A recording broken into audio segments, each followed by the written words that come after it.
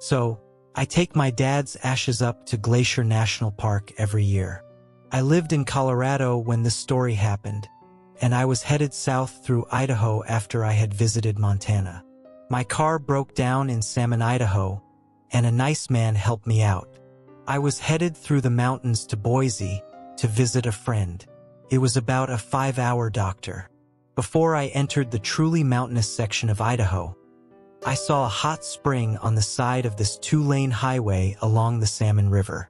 I decided to take a dip after the stress of having my car breaking down.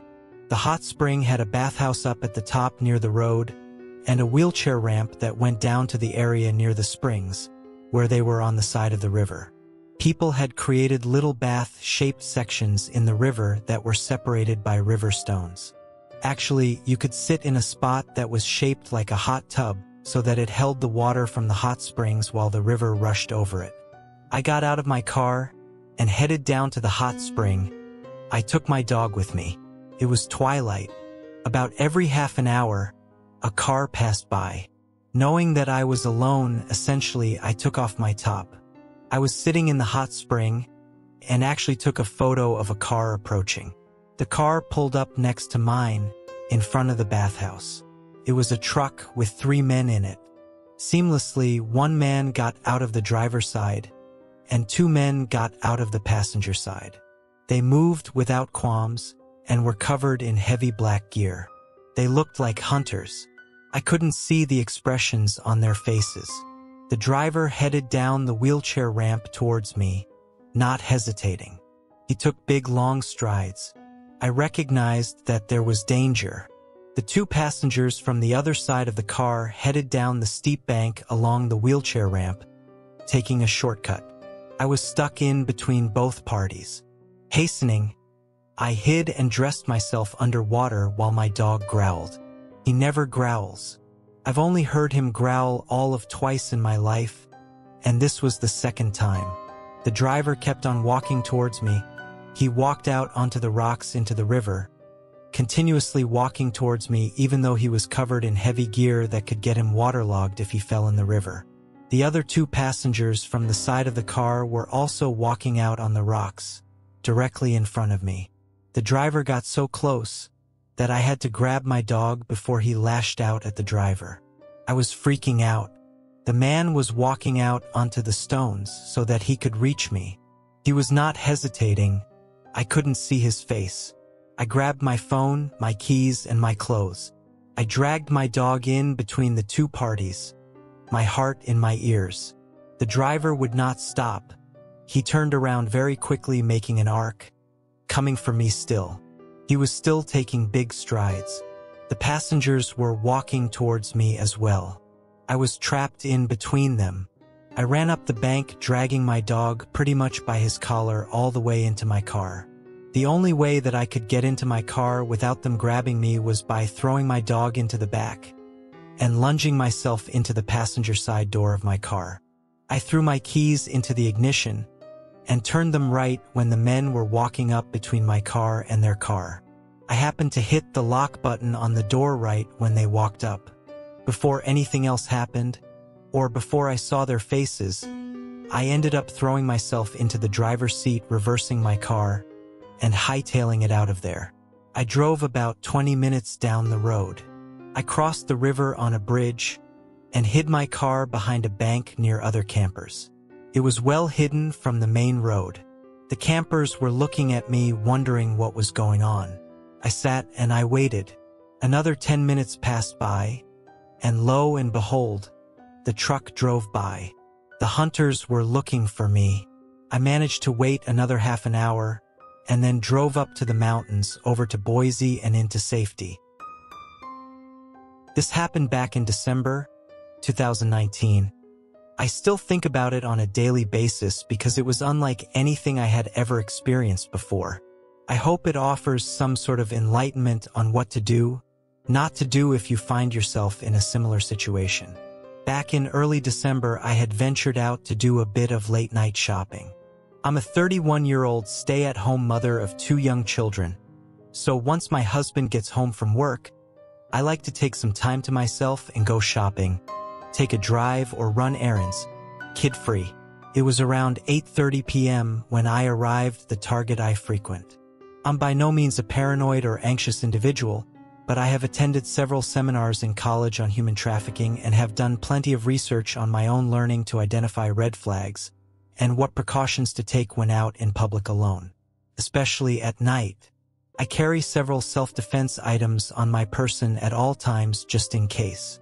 I parked directly in front of the store, next to a cart caddy, and took a mental note of the vehicles parked nearby again, just as precautions. I was taught at an early age to always be observant of your surroundings, and being a control freak just naturally makes you that way. Nothing seemed out of the ordinary that night, and the parking lot was actually quite empty, most likely because it was a weekday. As I entered the store, I began browsing like usual, following the natural flow of the store departments, following the main aisle around. I had been browsing for only 10 to 15 minutes when I noticed a young gentleman, mid-20s.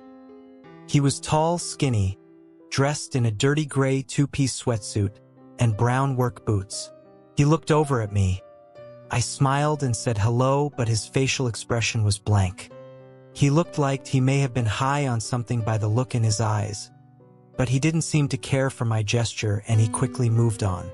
At first glance, there was nothing in particular that alarmed me about him, except I took notice at the fact he was just wandering down the main aisle with no cart or basket, hands in his pockets, and didn't seem to be with anyone. I continued shopping with no second thoughts and made my way to the next department. Several minutes had passed, and that's when I noticed a second young gentleman, wearing the same gray sweatsuit and similar pair of work boots. Again, no cart, no basket. He too glanced at me, then quickly darted his eyes away when he realized I was looking directly at him. I became a bit more alerted, but still remained composed and continued on browsing.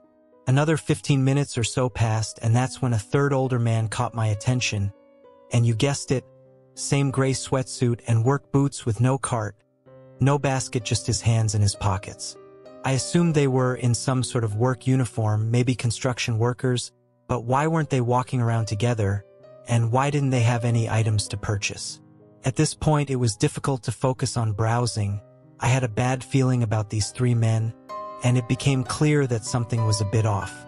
Over the next 20 minutes or so, I felt as if I was being monitored by the three of them, as if they were all communicating my whereabouts as I continued to make my way through the store. Because each department I entered, it didn't take long for me to notice one of the three men pass by whatever side aisle I happened to be in, making their presence known to me. I stayed completely vigilant while trying not to panic or allow my suspicions to overwhelm me. Something about their presence felt very heavy and dark, so I decided to test their intentions, to prove I wasn't overthinking the situation and my bad gut feeling was valid. I began picking random aisles and traveling back and forth between departments in a very unorganized and random fashion, to see if the men would continue to pass by me as frequently as they had been. With every aisle I popped into, it was just a few minutes later one of them would make an appearance, staring me down as they passed by. It felt as if I was being surrounded like a wild animal, hunted even. They were no longer trying to be conspicuous, which was the scariest part of it all, and everything instinctual was screaming at me to get out of there. I gripped my cart so tightly and figured if they got too close I could use the cart to push them away, or at least create distance between us. By this point I had been shopping for about an hour altogether, maybe a bit over, and was ready to purchase my items, but honestly I felt too uncomfortable to continue browsing even if I wanted to. The men had been following me all that time, and I was becoming more annoyed if anything. The store was pretty empty around this time, one of the main reasons I like shopping at night, but that made this particular situation even more unsettling. Two preteen girls were wandering around by themselves, which quickly caught my attention because the men had bypassed them making similar advances, but the girls were seemingly oblivious. So I quietly got their attention and asked them to go find their parents and stay with them, trying not to freak them out. The mother in me was in full-on protection mode. I couldn't imagine having my young children with me on this night. Thank God they were home safe and sound. As I made my way to the checkout, I noticed one of the men coming up from behind me, walking at a quicker pace this time, so I immediately stopped and turned to lock eyes with him as he approached. I will never forget the darkness in his eyes. An eerie smirk formed on his face as he nudged my shoulder, continuing to stare me down, walking backwards to hold his sinister gaze as he exited out the store. I had lost sight of the other two men, and I hated the uncertainty of it all. He made his message clear in that very moment. My stomach dropped and my entire body began to shake. It was a feeling I hadn't felt since I was a kid getting lost in the supermarket, a feeling of desperation.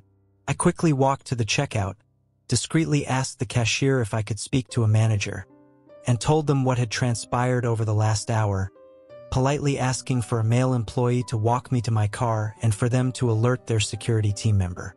When I told the manager what happened, her face sunk as if she had already known about these men, and once I described them, she confirmed she knew who I was talking about. She expressed that several of the female employees had found the men unsettling in the past, and reassured me that someone would escort me to my car. She made a report about the incident and said she would alert the authorities. I was still shaking but felt relieved that she believed me and showed concern for the other young female patrons in the store. She took my information. Then a young male employee walked me out to my car. What I saw as I exited the store made me so sick to my stomach, solidifying all of my suspicions. A white windowless van was parked in the lot directly behind my car, about a 3 parking space distance between us. One of the men seated in the driver's seat and the other 2 leaning against the side of the van facing my car, attempting to hide out of view. I mean, how cliché and obvious can you be? Your license plate might as well read Lady Snatchers at that point. Whatever their intent, it didn't seem pure. I pointed them out to the male employee and said, "There they are," which then prompted the men to scurry into the van and speed out of the parking lot without hesitation. I truly don't know what would have happened if I walked out to my car alone, and I'm so freaking grateful I made it home safe and sound and lived to tell my story. Over the following week, I had heard there were several abduction attempts in the shopping center parallel to that target, and I'm almost certain it was the same individuals. To the 3 matching sweatsuit creeps, let's not cross paths again. I'm a girl in her early 20s from the rural Midwest. This past deer season, I had a scary experience that I think you all would like to hear. So if you have ever done much hunting, you know that oftentimes you wake up early and head to the tree stand before the sun comes up. It's not bad waking up that early because you're generally so stoked to go hunting you don't even feel that tired. On that morning, I went through my usual routine. Woke up around 4:30 a.m., showered with scent control wash and dried myself off all that. Put my clothes on, checked my rifle and loaded it and was out the door. I had to hike a good ways to get to the stand, and it's slow going because even though you can't shoot at the deer that early, you still don't want to spook them, so you have to be quiet and walk slowly. I get close, so I turn off my flashlight and start making it to the base of the stand. I thought I heard a brock or 2 crack, which was a good welcome sign. Also, this tree stand isn't like the metal frame one-seaters. In fact, it's more of a treehouse, a platform with 4 guardrails and camo canvas stapled to the rails. So I have room for a nice chair up there. It's still dark and a hole before I can shoot, so I lean back and start taking a short nap. I doze off fairly quickly, and I know I'll wake myself up in time for the early morning sun. It must have been 15 minutes or so since I had dozed when I hear rustling. It's still not shooting time yet, but early enough that I can see almost well enough, so I start looking around. I don't see anything, so I write it off as squirrels. That's when I hear it, a big thud coming from the base of my tree stand. I was looking out the front at the time, so I spun around to the rear where my ladder is set. It's still dark, but sure enough, there's a man who I can clearly see on the ladder. I didn't know what to do besides tell what the fuck and raise my rifle. The guy just stood there, looking at me with wild eyes. His hair was unkempt, and he smelled horrid. I tried to speak but couldn't. I was locked in a staring contest with this dude for probably 10 seconds with my rifle raised at his chest. At this point, he starts making weird noises that were really like a mumbling giggle. I've never heard a human make those sounds. I've always told myself if I point a gun at someone, that's when they're going to die. My reasoning is that if I feel the need to use such force to protect myself, the threat is dangerous enough to eliminate it completely. But with all those scenarios I've run in my head, it's always been something like being attacked at knife point or home invasions where I have my pistol. It felt incredibly odd to be pointing my rifle at a person who was just standing there. Finally, I said, "Hey, what are you doing?" No response. I got a little more aggressive and yelled that he was trespassing and that this was my property and that he had to leave. He took another step up. I warned him one more and I would shoot.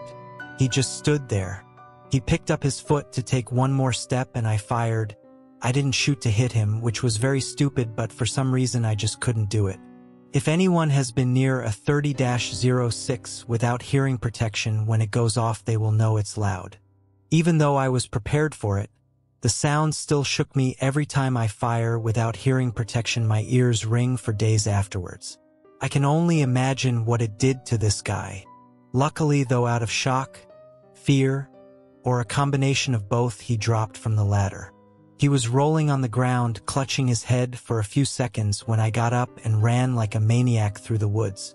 I filed a report and installed more security cameras, but nothing came of it. And I'm sorry to tell you, that is where the story ends. I grew up my entire childhood without a father. When I turned 15, I got really into hunting and just enjoyed guns in general. My uncle is an avid hunter, gun builder, and ammunition reloader. He loves to hunt. This was a common interest that made us become very close. He was my father figure and taught me a lot that made me the man that I am today. My uncle's father lives in Montana, which allowed us to get resident pricing on big game hunting tags. Once a year, we would head up to his property and hunt for a week. Usually, this would go off without a hitch, and if we were lucky, we would get the shot we were looking for. Unfortunately, not this year. Just like every year, we headed up to his father's property in northern Montana. That night, we headed out to go set up some hunting cameras so that we knew that there were deer in the area, so we knew it was a good place to hunt. It must have been 1 a.m. and we were driving down this 2-lane dirt road, headed into the woods. We were always the only people on the road, since it was so early in the morning. This particular time we saw a headlight approaching from behind us, but thought nothing of it. We figured they must have been doing the same thing as us. After tailing us for some time, the headlights disappeared, which was strange since there were no turns on this particular road. A few seconds go by and all of a sudden we see the truck driving on the shoulder to our right with the lights off. The shoulder was a small hill with brush and a fence fairly close to it. Definitely something that nobody should be driving on. The truck speeds up and gets back on the road, turns its lights back on, and speeds off into the darkness. This set off some red flags, but we figured they were just impatient and wanted to get there before us. No big deal, or so we thought. We drove down the road for a few more miles until we saw taillights stopped in the middle of the road. It was the truck that passed us a few miles back.